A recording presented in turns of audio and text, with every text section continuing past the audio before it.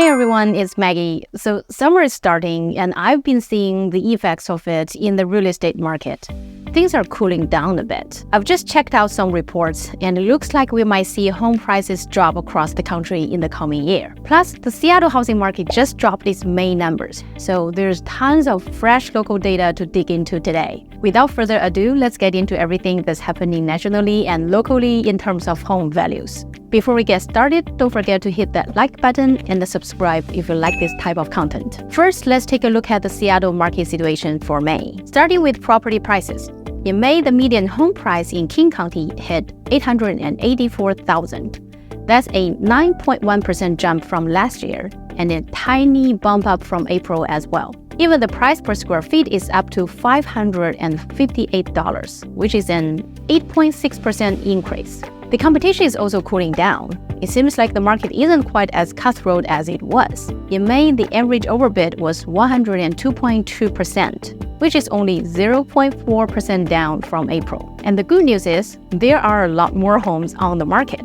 We saw nearly 4,400 homes listed in May, which is a huge 39.8% jump compared to last year. We're almost back to the levels we saw in 2021 and 2022.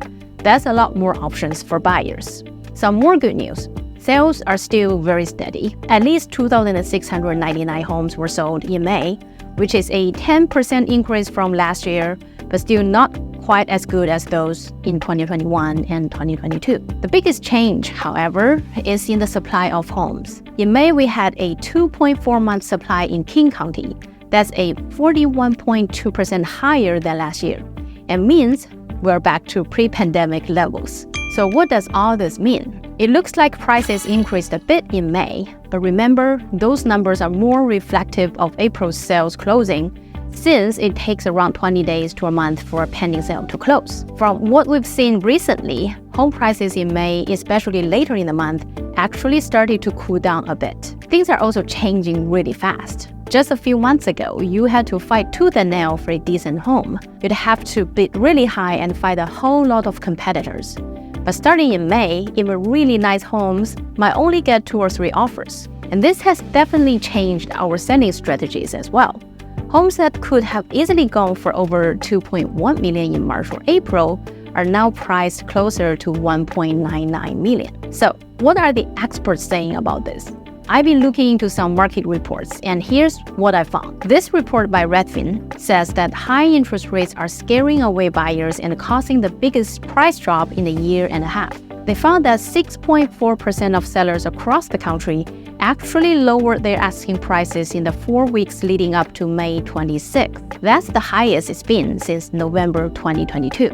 Even the median asking price dropped by about $3,000, which is the first drop we've seen in 6 months. Plus, homes are sitting idle on the market for a median of 46 days, which is also a sign that things are slowing down. Zillow is also predicting a 0.6% drop in home prices across the US over the next year. They think Seattle could see a 0.9% decrease, while places like San Francisco and Austin might see even bigger drops. But don't worry, there's still hope.